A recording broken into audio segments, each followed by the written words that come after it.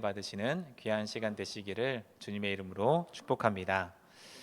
세상에는 이런 말이 있습니다. 기는 놈 위에 뛰는 놈, 뛰는 놈 위에 나는 놈 있다라는 이야기가 있습니다. 기는 놈, 뛰는 놈, 나는 놈. 죄송합니다. 어떤 놈이 되고 싶으십니까? 오늘은 함께 읽은 말씀을 통해서 나는 놈이 되고 싶었던 야곱이라는 사람에 대해서 함께 살펴보는 시간 되기를 바랍니다. 야곱이라는 인물을 통해서 은혜 받는 또 귀한 시간 되시기를 주님의 이름으로 축복합니다.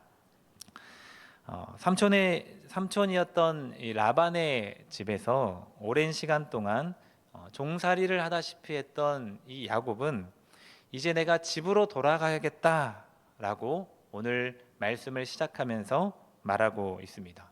사실 야곱은 이미 이 약속의 땅, 자기의 고향이자 약속의 땅인 가나안 땅으로 되돌아가야만 했었습니다. 그런데 이 라헬이라고 하는 여인을 만났고 집으로 돌아가야 할 그 시기를 놓쳐버리고 말았습니다.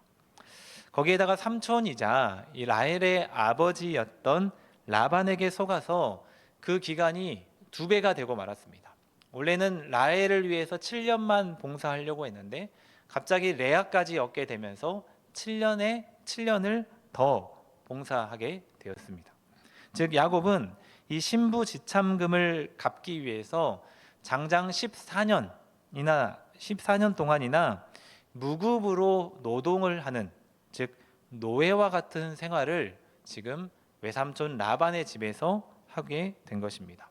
마침내 이 약속한 기한이 끝났고 그동안 불임으로 고통받았던 아내 라헬이 요셉을 낳게 됩니다.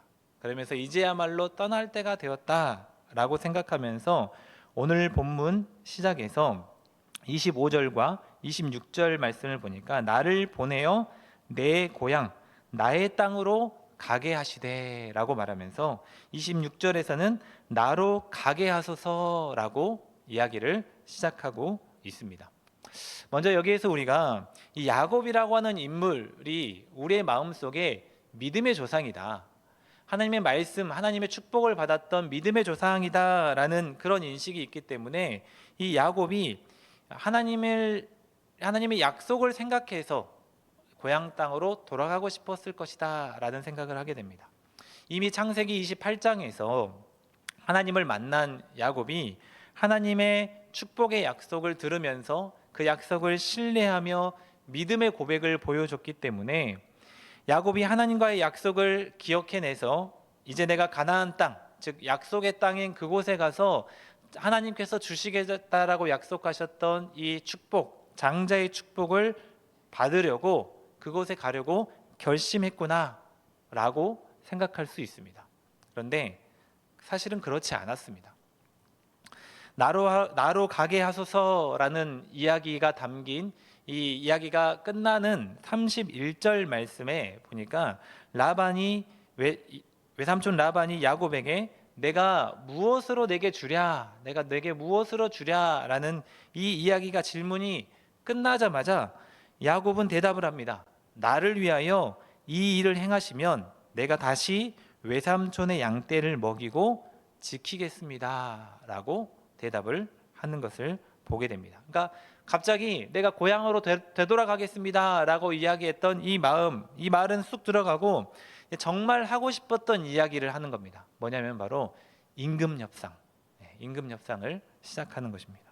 즉 야곱은 약속의 땅, 이 가나안이라고 하는 곳으로 되돌아가기 위해서 내가 집으로 가겠습니다 라는 말을 꺼낸 게 아니었다라는 것입니다.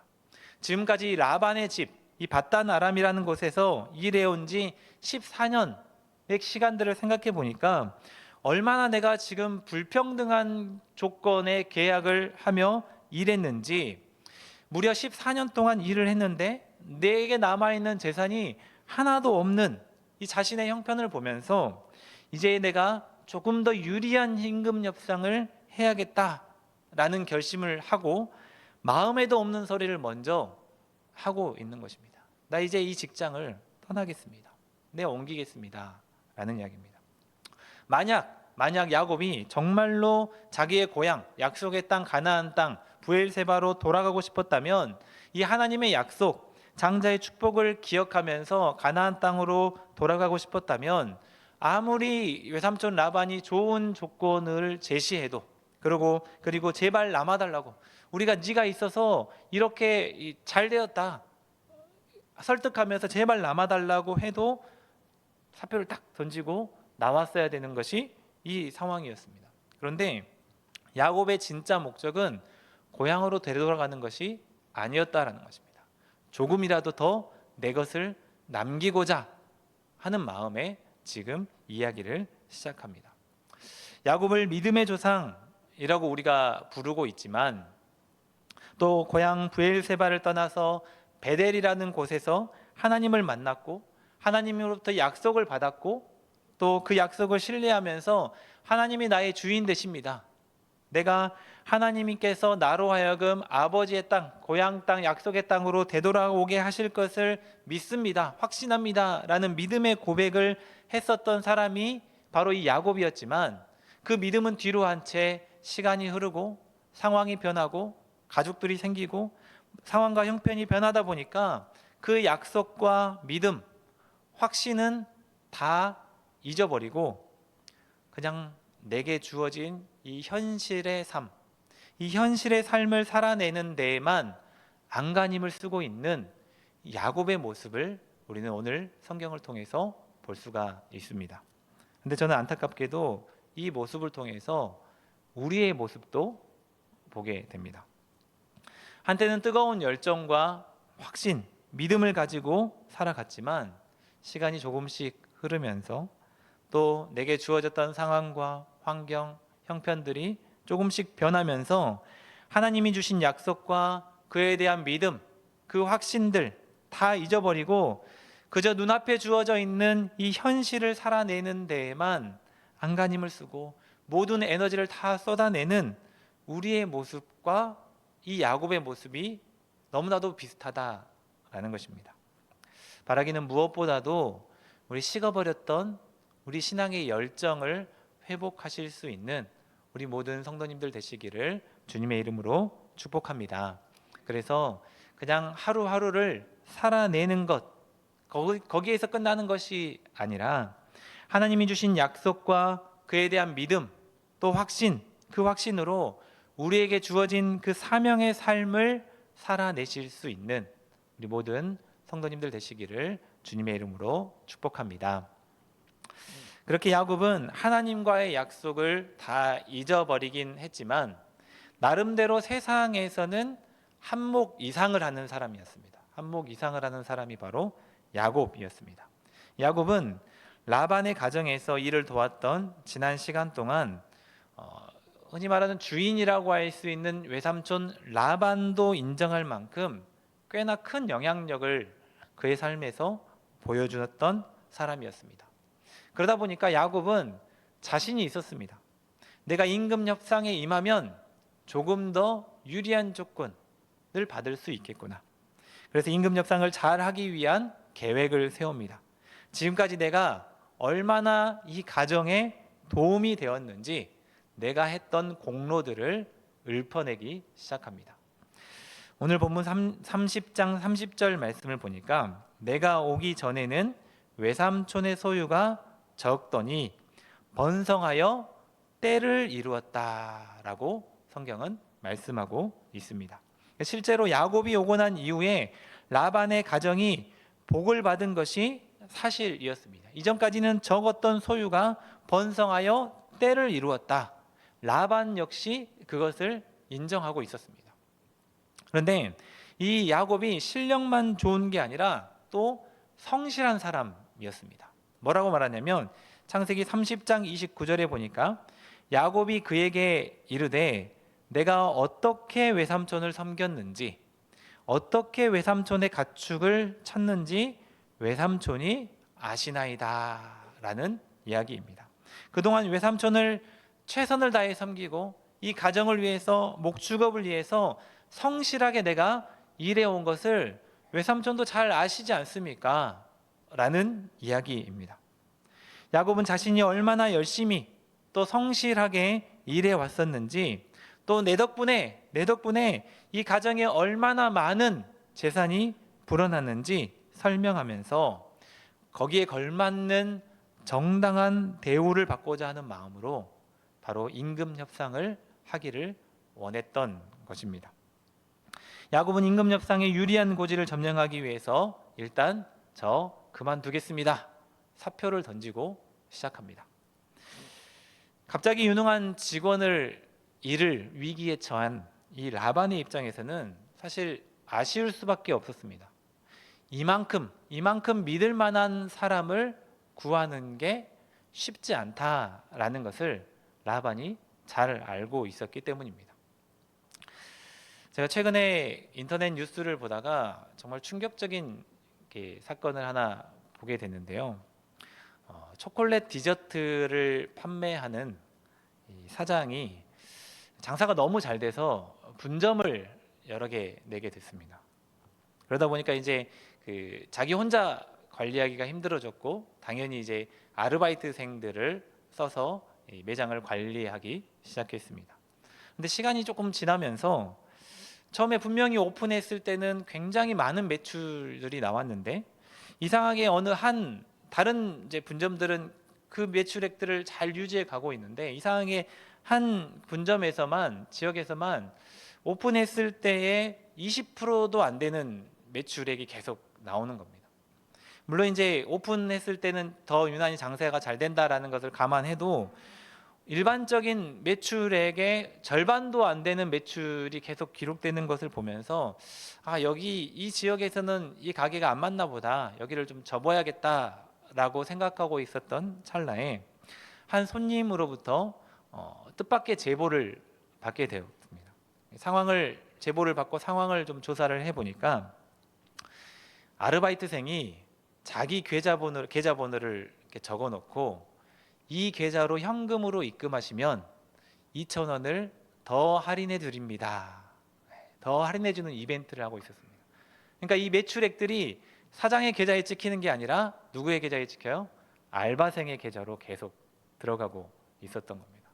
더 놀라운 것은, 이제 이 매장이 1인 알바 매장이었는데 평일 5일 동안 한 알바가 일을 하고 주말 이틀 동안 다른 알바가 일을 하는데, 세상에 이 두 알바가 다 그렇게 하고 있었답니다.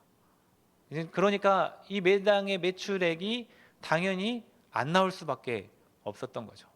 더 놀라운 사실은 이 두 명의 알바생이 다 10대였다라는 겁니다. 10대였다라는 겁니다. 이런 충격적인 소식을 들으면서 이 좋은 일꾼을 한 명 구하는 것이 참 쉽지 않는 것이구나. 실력도 있고 성실하기까지 한 이런 일꾼을 데리고 있는 게 얼마나 감사한 일인가라는 생각을 라반도 역시 했을 겁니다. 사장이라고 볼 수 있는 라반의 입장에서 야곱의 이야기를 들어보니까 틀린 말이 아니었습니다. 그래서 어떻게든 이 유능한 직원을 잡아야겠다라는 듯이 라반은 내가 너에게 무엇을 주랴, 내가 무엇을 너에게 주랴 라고 먼저 조건을 제시해라 라고 제안을 다시 합니다. 여러분, 보통 사람 같으면 이때다 싶어서 사장님 이것도 해주시고 저것도 좀 해주세요. 보니까 우리 회사 복지가 별로 좋지 않는 것 같은데 이것도 좀 고쳐주시고, 이게 임금은 한 몇 프로 정도 좀 올려주시면 좋겠습니다. 이렇게 일반적인 사람 같으면 나오겠지만, 야곱은 이 사장인 라반이 이 어떤 사람인지 보통 사람이 아니다라는 것을 이미 잘 알고 있었습니다. 몇 번이나 자기의 품삯을 속여서 줬었고, 또 라헬과 레아의 사건만 봐도 전혀 손해보는 장사, 전혀 손해보는 일들을 안 하는 사람이다라는 것을 잘 알고 있었습니다. 그래서 미리 계획해서 준비한 조건을 제시하게 됩니다. 그 내용이 바로 30장 32절 말씀에 나오는데요, 우리 함께 읽어봤으면 좋겠습니다. 우리 30장 32절 말씀을 함께 읽겠습니다. 함께 읽겠습니다. 오늘 내가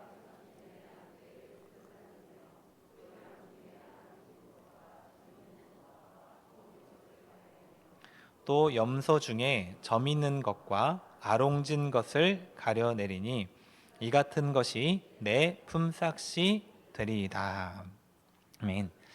지금 야곱은 라반이 가지고 있는 양떼 또 혹은 염소떼를 받아서 그 염소와 양들 즉 가축들을 관리해 주는 역할을 하고 있는 것이 바로 야곱의 이 삶이었습니다.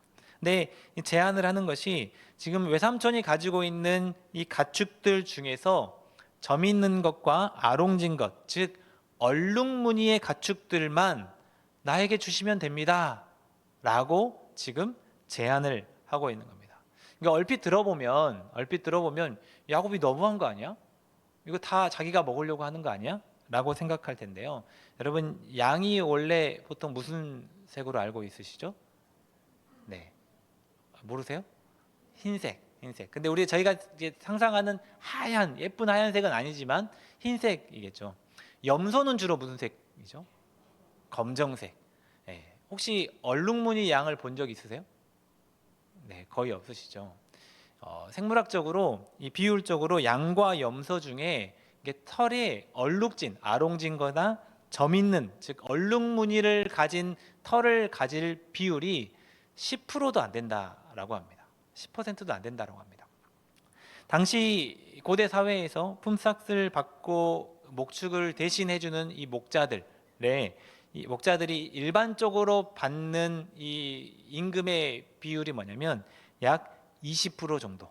이 자기가 관리해주는 양떼들의 약 20% 정도를 받는 조건으로 이 일을 해주는 것이 당시의 일반적인 사회의 통념이었다라고 합니다. 그러니까 일반적으로 받을 수 있는 20%의 양떼가 아니라 얼룩무늬의 양과 얼룩무늬의 염소, 즉 흰 양이 아닌 것들, 검정색 염소가 아닌 것들, 대략 10% 정도 될 것으로 보이는 이 가축만 내가 품삯으로 받겠다라는 것이 야곱의 조건이었습니다.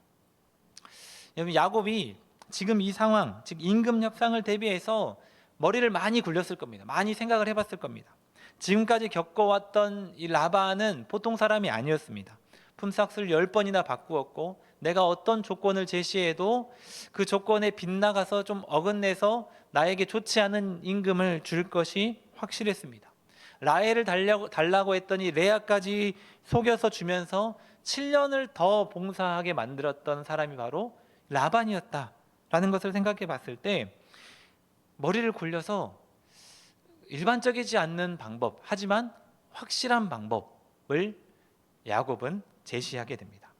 다른 말 하지 않도록, 그리고 누가 봐도 수긍할 수 있도록 아롱진 것과 점 있는 것, 즉 얼룩무늬 있는 것만 내 가축으로 삼겠다라는 것이 바로 야곱이 제시한 조건이었습니다. 많지 않을 수는 있지만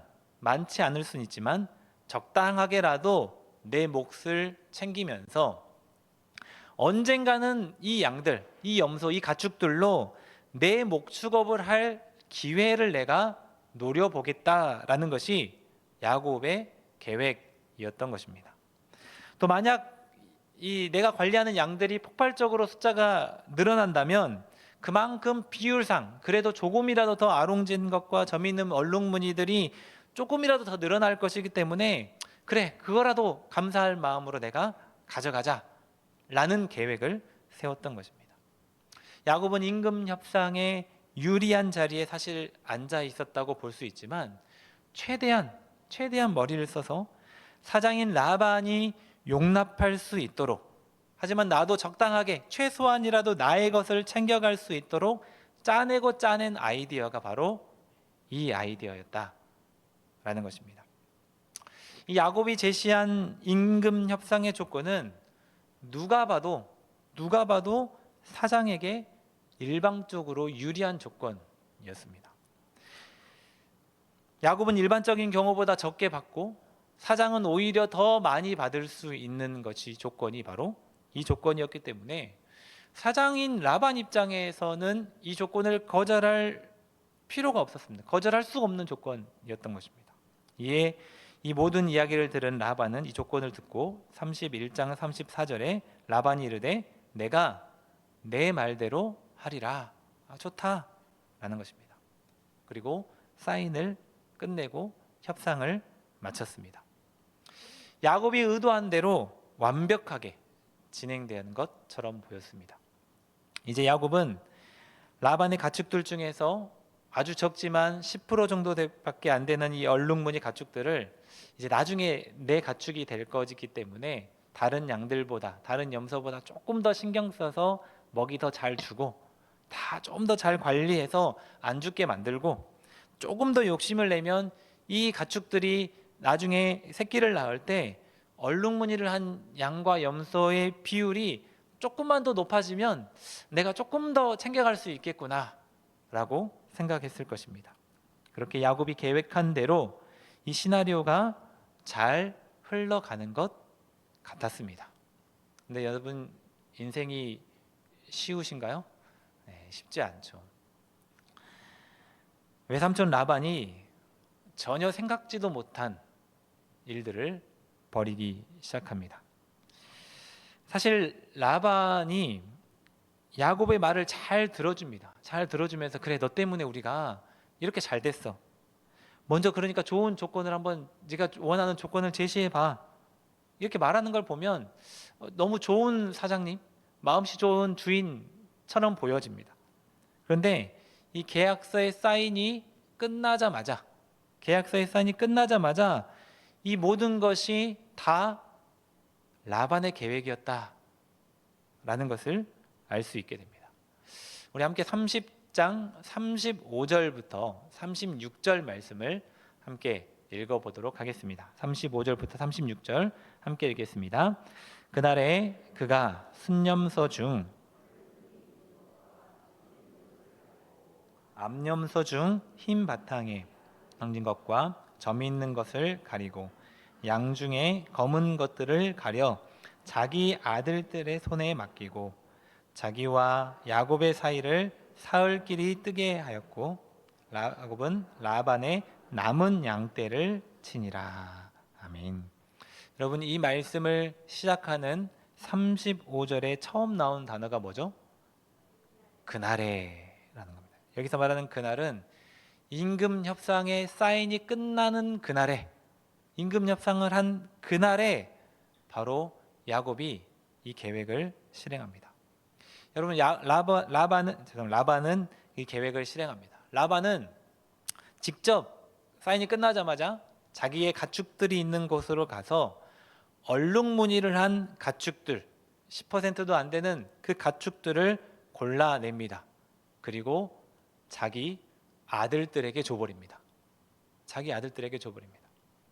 그리고 야곱이 목축하는 곳에서 사흘길, 약 90km 정도 되는 곳에서 떨어져서 너희가 이 양들, 이 염소들을 목축해라 라고 지시를 하고 있습니다. 그러니까 야곱이 돌보고 있었던 라반의 가축들 중에 약 10% 정도밖에 안 되는 이 얼룩무늬 가축들, 그것들조차도 내가 야곱에게 주지 않겠다, 차라리 내 아들들에게 맡기겠다 라고 아들들에게 주는 것은 물론 앞으로 야곱이 돌볼 양떼 중에서도 얼룩무늬 가축들이 태어날 확률 자체를 아예 없애버리겠다. 그래서 나에게 있는 얼룩무늬의 양과 얼룩무늬의 염소를 전부 다 아들들에게 주고 아들들은 멀리 떨어져서 목축을 하고 남아있는 흰 양과 검은 염소만 야곱이 따로 떨어져서 목축을 하도록 만들어버린 것입니다. 언제 그랬다고요? 임금 협상을 한 바로 그날. 라반이 나쁜 의미로 하면 정말 대단한 사람입니다. 욕심이 많은 사람인 거죠. 이전에도 사실 라반은 그렇습니다. 품삯을 여러 번이나 바꿨었던 그런 사람입니다. 그런데 그 라반을 겪었던 야곱이 그래도 명색이 장인인데 많지는 않더라도 라반이 이 정도는 허락해 주겠지, 이 정도는 이해해 주겠지라고 생각했던 조건을 제시했는데 그것마저도 가져가지 못하도록 라반이 만들어버린 겁니다. 라반은 야곱에게 이 10%의 가축조차도 줄 마음이 없었다라는 것입니다. 여러분, 야곱은 실력도 갖추고 있었고 또 성실한 사람이었습니다. 거기에 조금 좋게 표현을 하면 잔꾀도 있었던 사람이었습니다. 이 잔꾀가 아버지의 집에서는 잘 통했는데, 그래서 내가 좀 있어 보이는 그런 사람이었는데, 오늘 제목으로 따지면 뛰는 놈 정도 되는 것 같았는데, 그래서 내가 어떻게든 나는 놈이 되고 싶어 봤는데, 진짜 나는 놈 라반 앞에서는 아무것도 아닌 그런 사람이 바로 야곱이었던 것입니다. 자, 이제 내가 만약 야곱이었다면 협상을 한 다음 날 들판에 새로운 마음 가지고 내가 이제 좀 내 것을 만들어 봐야겠다라는 마음을 가지고 나갔는데, 드문드문 보여야 할 얼룩무늬의 양과 염소가 보이지 않는 것을 보면서 어떤 마음이 들었을까요? 어떤 마음이 들었을까요? 너무 허무하겠죠. 너무 허무하겠죠. 내가 그렇게 했었고 그래도 그 정도는 줄 줄 알았는데 이것마저, 이것조차 못하게, 우리 같았으면 포기했겠지만 야곱은 그래도 포기하지 않았습니다. 어떻게든 나는 놈이 되고 싶었나 봅니다. 그동안 자기가 알고 있었던 모든 방법을 다 동원해 봅니다. 30장 37절부터 38절 말씀, 오늘 우리가 읽진 않았는데요, 37절부터 38절 말씀을 보시면 야곱이 버드나무와 살구나무와 신풍나무의 푸른 가지를 가져다가 그것들의 껍질을 벗겨 흰 무늬를 내고 그 껍질 벗긴 가지를 양떼가 와서 먹는 개천의 물구유에 세워 양떼를 향하게 하매 그때가 물을 먹으러 올 때에 새끼를 베니라고 말하고 있습니다. 야곱은 버드나무, 살구나무, 신풍나무의 푸른 가지들을 가져다가 껍질을 벗겨서 얼룩덜룩하게 얼룩무늬를 만듭니다. 그것들을 가축들이 주로 교미하는 개천의 물구유 앞에 세워놓습니다. 이 얼룩무늬 나뭇가지를 보면서 교미를 하면 이 새끼들 중에 얼룩무늬가 많이 나올 것이라는 그런 기대를 하면서 하는 것입니다. 그럼 성경학자들이 이 부분에 대해서 다양한 견해, 해석을 내놓습니다. 이 나무에, 이 앞서 말했던 이런 나무들의 실제 그런 효력이 있다라는 견해, 혹은 교미하는 가축들의 눈에 보이는 것이 그 새끼들의 가죽을 결정한다는 견해, 혹은 조금 더 과학적으로 공부를 한 학자들은 멘델의 유전 법칙, 혹시 학창 시절에 들어보셨죠? 열성과 우성의 비율이 뭐 이렇게 해가지고 열성의 비율을 잘 활용하면 얼룩무늬를 얻을 수 있을 것이다, 이런 견해. 근데 여러분, 들어봐도 아시겠지만 전혀 상관이 없는 내용입니다. 전혀 상관이 없습니다. 이 방법들이 과학적으로 번식에 전혀 영향을 미치지 않는다라고 합니다. 하지만 이 방법들은 고대 이 사회에서 시각적 자극이 번식의 결과를 바꾼다라는 미신이었습니다. 미신. 그러니까 과학도 아니고 생물학도 아닙니다. 같은 조건으로 아무리 실험을 더 해봐도 얼룩무늬를 더 얻을 수 없다고 합니다. 한편으로는 똑똑하고 목축에 대해서 잘 아는 야곱이 한 일이니까 뭔가 의미가 있지 않을까 생각할 수 있지만 아니랍니다. 전혀 아닙니다. 그런데 이상하게도 성경을 쭉 읽어보면 미신적인 방법, 과학적으로 생물학적으로 아무 효과가 없는 이 방법이 마치 효과가 있는 것처럼 성경이 말씀하고 있습니다. 바로 다음에 나오는 30장 39절 말씀을 보시면 가지 앞에서 새끼를 뱀으로 얼룩얼룩한 것과 점이 있고 아롱진 것을 낳은지라 라고 성경이 말하고 있습니다. 조금 더 넘어가서 43절에 보면 이에 그 사람이 매우 번창하여 양떼와 노비와 낙타와 나귀가 많았더라 라고 말씀합니다. 이 야곱의 잔꾀를 비웃듯이 임금 협상을 마친 바로 그날 나는 놈 라반이 그것조차 주지 않기 위해서 모든 조치를 다 취했음에도 불구하고 결과적으로 놓고 보면 이 얼룩무늬의 가축이 비정상적으로 많아졌다라고 성경은 말씀하고 있습니다. 과연 어떻게 된 일일까? 과연 어떻게 된 일일까? 야곱은 훗날에 이 일에 대해서 이렇게 평가를 하는데요. 31장 9절 말씀 앞에와 뒤에만 제가 읽어보면 하나님이 이같이 내게 주셨느니라. 하나님이 이같이 내게 주셨다라고 야곱은 고백하고 있습니다.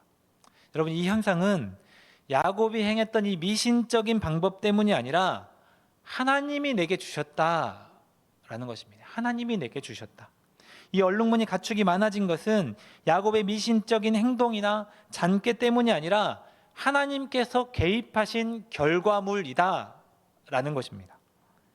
여러분, 하나님께서는 지금까지 야곱과 라반 사이에 있었던 모든 일들을 다 알고 계셨습니다. 그리고 지켜보고 계셨습니다. 또한 약속을 잊어버리고 있는 야곱의 연약함을 하나님은 알고 계셨고, 이를 이용하고 있는 욕심 많은 라반의 잔꾀까지 하나님은 다 알고 계셨습니다. 하지만 하나님의 입장에서 야곱이 계속해서 이런 식으로 라반에게 당하기만 하면, 모든 걸 다 빼앗기고 만다면 야곱을 통해서 이루실 그 하나님의 계획, 야곱에게 주시고자 약속하셨던 그 장자의 축복, 아브라함과 이삭에게서 전해져 내려와서 이제 야곱이 받아 누려야 할, 그리고 그의 후손들에게도 전해야 할 이 믿음의 조상이라는 장자의 축복을 향해 나아가야 하는 이 야곱이 영원히 라반 밑에서 종노릇만 하고 있을 것으로 하나님이 판단하신 겁니다. 아무리 야곱이 나는 놈이 되고 싶어봤자 그보다 위에 있는 나는 놈 라반 밑에서 아무것도 못하고 있는 것들을 보게 되는 겁니다. 그래서 하나님께서는 야곱의 인생에 또다시 개입하셔서 기적적으로 이런 일들을 보여주시는 것입니다. 과학적이 아닙니다. 생물학적이 아닙니다. 있을 수 없는 확률로 이 얼룩무늬의 가축들이 태어나는 것입니다. 비록 야곱이 정상적이지 않는 방법, 미신, 옳지 않는 방법을 사용했다 할지라도, 비록 야곱이 시간이 흘러서 상황과 환경이 변해서 하나님과의 약속을 다 잊어버린 채 살았다 할지라도 하나님의 사람을 위해서 언제나 신실하게 일하시는 그 하나님께서 야곱을 찾아오시는 겁니다. 찾아와 주시는 겁니다. 하나님께서 이 모든 상황 가운데 들어오셔서 결국에는 야곱이 미련 없이 이곳을 떠나도록 만들어 주시는 겁니다. 그러면 누가 미련이 남아요? 라반이 미련이 남겠죠. 라반 역시 그에게도 많은 것들을 주셔서 라반도 미련 없이 야곱을 보내주도록 하나님이 개입해서 만들어 주시는 것입니다. 야곱은 나 정도, 자기 정도의 머리면 인생의 문제를 스스로 해결할 수 있을 것이라고 생각했습니다. 라반은 자기 정도의 지식, 지혜와 나 정도의 힘이라면 충분히 내 재산 지키고 내가 더 많이 얻을 수 있다라고 생각했습니다.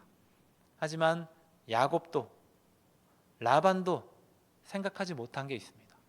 바로 그 위에 살아계신 하나님이 역사하고 계신다라는 것입니다.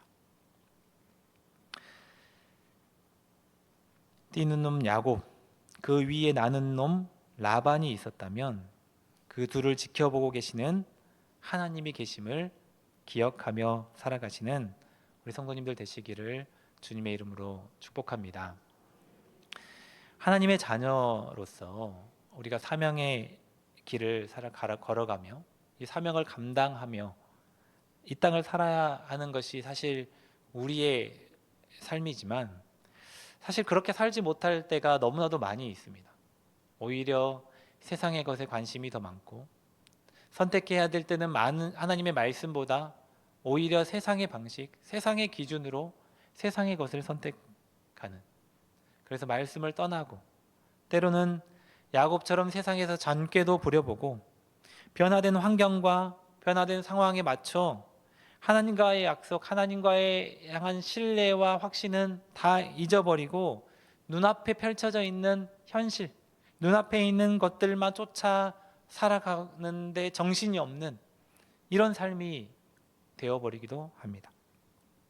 그러다가 때로는 이 라반과 같은 나는 놈을 만나서 고생도 하고 돈도 날리고 마음고생도 하고 몸도 망가지고 문제를 해결해 보려고 결국에는 옳지 않는 방법들까지 동원해 보기도 합니다. 그런데 그렇게 살아가는 우리의 삶이 옳은 방법이어서가 아니라, 잘해서가 아니라 우리를 끝까지 놓지 않고 사랑하시는 하나님의 사랑 때문에, 우리를 축복해 주시겠다라고 약속하셨던 그 하나님의 신실하심 때문에 하나님께서는 우리가 비록 정상적이지 않는 방법으로 살았다 할지라도, 말씀을 떠나 우리가 시간이 흘러 상황이 변해서 하나님과의 약속을 잊어버렸다 할지라도, 그럼에도 불구하고 하나님은 우리를 찾아오셔서 이 모든 상황 가운데 들어오셔서 강권적으로 이 문제를 해결해 주시고, 결국에는 하나님께서 원하시고 계획하셨던 그 길로 끌어다가 강권하여 이끌어 가시는 것이 바로 하나님이심을 기억하시는 우리 성도님들 되시기를 주님의 이름으로 축복합니다. 여러분, 세상은 기는 놈, 뛰는 놈, 나는 놈 중에 나는 놈이 돼야만 성공한다 라고 이야기를 합니다. 하지만 진짜 성공은 그 모든 것 위에 계시는 하나님의 손에 붙들려 있는 것임을 기억하시는 성도님들 되시기를 주님의 이름으로 축복합니다. 그래서 우리가 뛰는 놈이 되지 못해도, 나는 놈이 되지 못해도, 심지어 기는 놈조차 되지 못한다 할지라도 우리를 붙들고 계시는 분이 하나님이시기 때문에, 그 위에 계시는 하나님이시기 때문에 우리를 향한 그 하나님의 계획과 우리에게 주시겠다고 약속하신 그 은혜의 축복들은 반드시 이루어진다, 반드시 이루어진다라는 것을 확신하시면서 이 땅을 담대하게 살아가실 수 있는 우리 성도님들 되시기를 주님의 이름으로 축복합니다. 우리 함께 찬양하며 우리의 믿음을 고백하는 시간 갖기를 원합니다. 함께 찬양하겠습니다.